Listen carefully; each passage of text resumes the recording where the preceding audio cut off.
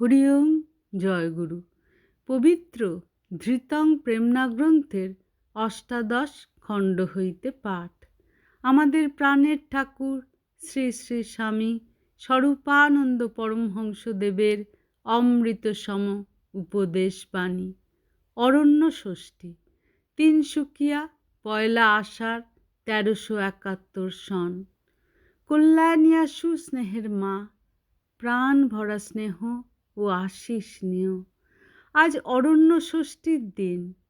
বাঙালির কাছে আজ সর্বজনীন শিশু উৎসবের শাস্ত্রীয় দিন।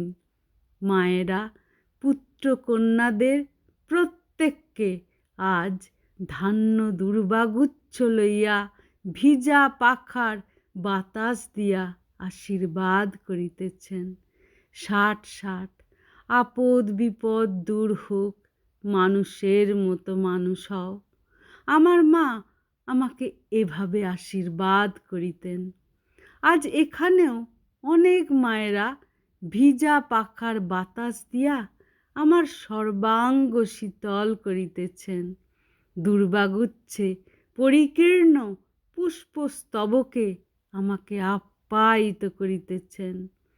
তাই তোমাকেও আমি তার যোগে আশীর্বাদ পাঠাইলাম। Blessing for a long, sturdy, strong, glorious and tremendously successful life.